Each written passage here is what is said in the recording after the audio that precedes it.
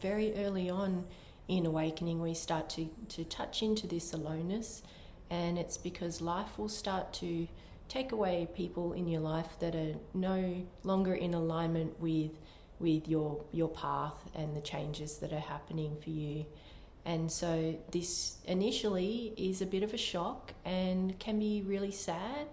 And then you start to, on top of the loss, feeling the loss of those people, and realizing where you were leaning on all those people in a way and what you were getting from having all those people in your life, then you start to access the aloneness on top of it. So it can be quite challenging initially because we're just not used to it. But we do get used to it, and we adapt, and we get good at it like anything as it cycles around, and we just recognize it, that this is another layer of aloneness. So although it starts on a really sort of relative level of people dropping away and we just sort of touch into the aloneness just a little bit, it goes much, much deeper, and it's like a spiral. It just goes deeper and deeper into the core of it.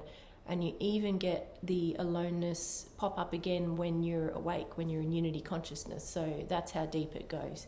But basically you just get used to it, and you just accept it, that is a part of awakening, and that there's no avoiding it, and that if you're not willing to face that part of awakening and to feel that part of awakening, then you can't progress, because it is actually a part of it. And it's not there to punish you or to make you feel bad, or it serves a wonderful purpose. It is such a teacher, the aloneness. So initially it's teaching you how to be independent, and so to let go of all dysfunctional relationships, all codependency, all the ways that you're leaning on other people. They will all, anything that's toxic at all or dysfunctional in any way. So it's not saying that the other people are bad or anything like that, but it's about you fully coming into your own autonomy and being able to function in the world completely on your own. So it starts on like a real maturity kind of independence. It sort of starts in that way, and you learn lessons to do with that, so that you're not dependent on anything else, not even a spiritual teacher, nothing. You are completely independent in the world and not reliant upon anything. So when you get to that stage, things are going really well, and you'll still get the aloneness cycle around, and this can be activated by something dropping away in your life where there's some loss. So a friend dies, your best friend dies, or you get a divorce or something like that, where there's a big loss, and then that's going to bring the aloneness up. And you're going to learn something each time that happens and get some sort of realization, and it brings you deeper and deeper into the realizations to do with the truth of reality, which is that there is no one else there. And so although we can hear this, we can understand it conceptually, that yes, there's one consciousness, there's no people here, all of that, we can understand it. But when we experience it ourselves, when we realize it ourselves through going through the pain of the aloneness, we will get the realization of, wow, that's why I feel alone, because there's actually no one else here. I've never even spoken to another person before. There's only me everywhere I look. And that's shocking for the mind. So it's not a bad thing, it's just a shock. And so there can be a lot of grief that comes up because of that. And so you'll know you're processing the aloneness in a deep enough way. If there's lots of crying, it feels basically like some sort of grief. It can be quite shocking. That's the type of depth that I'm talking about. And I'd say it gets deeper each time, so it gets more painful, and you sort of let go and express it in a deeper way as you get further along in the journey. And it does cycle around, so it's not there all the time. So know that if you're feeling the aloneness, the sooner you deal with it and go into it, the sooner it's going to release. So that is the way to get a break from it. And then you'll learn something, and then it'll sort of hide out again for a little while before it comes back around to teach you something else. So these are my tips for working with the aloneness. So the first one is to not resist it in any way. So of course our natural instinct when something is painful is to avoid it, push it away. But as you know, with awakening, that doesn't get you anywhere. You need to go into these uncomfortable, painful parts to keep progressing. And so what many people do is when they start to touch into this very painful existential aloneness, is they then start a relationship or put some sort of distraction in the way without knowing it, so that they don't have to feel the aloneness. And unfortunately, that will just stop awakening in its tracks. And that's just a bummer, but if that's where they're at, then that's totally fine as well. But if you want to keep progressing, then you just have to go into the aloneness. So just notice your tendency to want to do something to distract yourself, to try and push it away, to put music on, to drink, to eat, to call a friend, to go on a dating app. Whatever it is, just notice that that's the resistance there. So notice, okay, that's probably going to come up. So just notice it. Try not to fall for that. And then the next step, so we just don't want to push it away. We've decided we want to feel it, because we know that's how we move through it. And we want to know, what is it why is it there? What's it trying to teach us?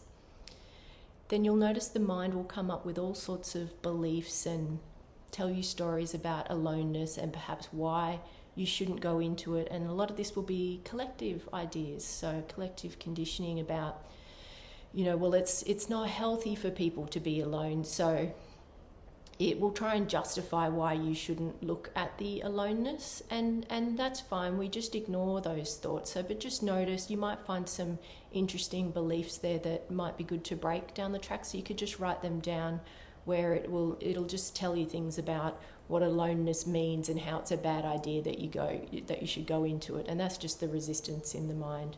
So just note down any beliefs that arise during this phase that you might want to break about aloneness itself, because none of them are true. It's just the mind resisting and getting scared. So that's okay, that's natural, but just don't believe it. And then you want to really feel it. And so this is the key. And by feeling it, I mean go into the pain. And everyone has their own way of doing this, but just as a rough guide, it's basically be still, be quiet, be in silence, and however you can do it. If you've got 15 minutes spare and you can go and sit in your car, or you've got a half an hour to hide out in the bathroom, or you can go to bed for an hour, or you can go on a silent retreat, whatever is happening in your life, it's different for everyone, but take some type of opportunity to go and just be still, completely still, and then just actually go into the pain and just feel it. So ignore any thoughts and actually feel the raw pain of complete aloneness. And just, you can feel it like growing and just starting to overwhelm the system. And just tell yourself you're safe, you're okay, it's just an emotion, and just see how deep you can go into it. Now at this stage, if this activates any trauma, which it is possible because we often have trauma around being alone, particularly as children, this is a time where you might need specialist help. So I just wanted to put that out there. If you haven't dealt with your early childhood trauma, or if you've got a lot there, you might need specialist help here. If you're getting PTSD or trauma flashbacks, that type of thing, you might need some assistance at this point. But if that doesn't apply to you, or you are working with a therapist or something like that, then go into the aloneness as much as you can, let it overwhelm you, and then it should be an emotional release, because it should be sad. It's like grief, it's shocking to feel that alone in the world. You can feel like you're the last person on the planet. That's how alone it is. And so just feel it. What does it feel like to feel such immense aloneness? It can feel overwhelming, but you will be fine. It's actually just an emotion, and you'll grow to just accept it, that, oh yeah, that's what the aloneness feels like, and you'll just go straight into it and dive in. And then it's helpful to ask the aloneness, once you're at this you've done the emotional processing, ask the aloneness, what is it that you're trying to teach me? Is there a lesson here? So I'd only suggest asking this once you've gone through the process of feeling it, because the feeling of it is the most important part, and that's the part that we're most likely to resist doing. So we want to feel it more than anything. And then if we get to the point where we're crying and we're fully feeling it, then you can say, are you trying to show me something? What is it you're trying to teach me? What's the lesson here? And see if something, you might get a realization, you might understand something like, oh, it can be on a relative level, like, I don't actually need to be in this relationship anymore. It's over. It's come to a natural conclusion. I get it now.